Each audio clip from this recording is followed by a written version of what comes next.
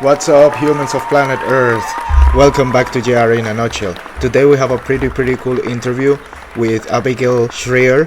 She's been here already and caused a fucking shitstorm last time she was around. A lot of controversy. I think she's gonna do this as well because the interview was full of controversial shit. But first, as usual, please don't forget to like, subscribe, press the bell, all that cool shit, and wait until the quote of the day. It's pretty interesting shit what's been going on. I'm in all of these social media, so don't forget. All cool. Thanks. So let's start. First of all, they start with her new book. I guess that's why she's here, to promote her new book and to talk about why she wrote the book. The book is about therapy for kids, basically. So assume that all of the topics that we're going to discuss, and also the topics that are down on the description, all of the topics are based on the context of therapy for children, let's say. Pedagogic therapy, I don't know how the fuck to call it, but whatever. So immediately we go to what her first book was and the reason why all of the controversy. I was thinking of snipping the clips and including them here, but then that would get this video banned. So I have to censor myself in the sake of YouTube censorship. So I apologize for that, but you can definitely check it out. It's very easy to find. It's about transgender culture and those beliefs. Then, of course, they move to censorship because they pull all the videos down YouTube. So speak about that. We speak about abused kids. But and this gift is hilarious. I couldn't find any other gift. Abuse kids, you get a fuckload of crazy shit when you Google image that. So I had to find this.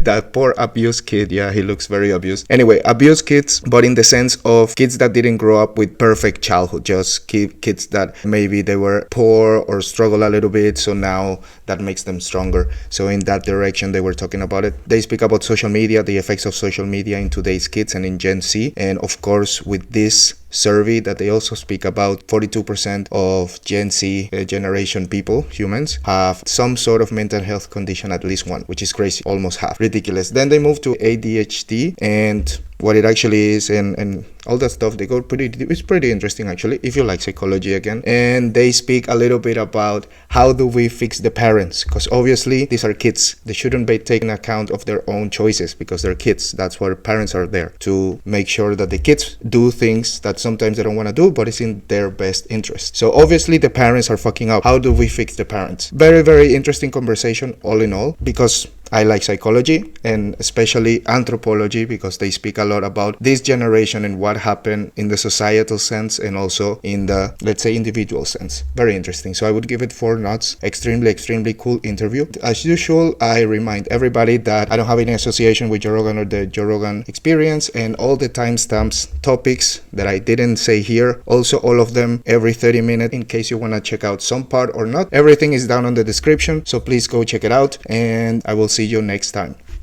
Peace. Megan Murphy was kicked off of Twitter for years. That's right. Just for saying a man is never a woman. That's right. And there's no question, I think, that Elon taking over Twitter broke open the monopoly on a lot of conversations. Yeah. I do think that had that effect. And it's really important. I mean, look, if the gender activist position was a good one, they wouldn't have to shut everyone up, right? Yeah. They wouldn't. I'm sorry to interrupt, guys, but I am really fucking tired of everybody who's supposed to be an intellectual keep using these fucking Disney fairy tales, good and bad. If their opinion was good, if their opinion was bad, I don't think the transgender opinion or the way that they view life is good or bad. That's not the fucking point. Why do they censor? They censor not because their opinion is bad and our opinion is good. The point is that they don't have arguments that are scientifically based on reality. So for them, science is not anymore what dictates reality. It's emotions and feelings. Because we know, even they know, that facts are actually based on science, not on emotions. So when we tell them that, then they say no, and there is no argument. That's why they won't argue. It's not about good or bad. So please, let's fucking grow up, everybody, and stop using this good and bad fucking Disney cartoonish way of expressing ourselves when it comes to this kind of stuff. Thanks. Yeah. They wouldn't have to object. I mean, they took my book off Target. They threw a fit, and Target removed the book. And they did it because even though they have hundreds of trans celebratory books, hundreds of books celebrating gender transition for teenagers, even one that was critical of it, that was too much for them because they knew it would break their monopoly on the narrative.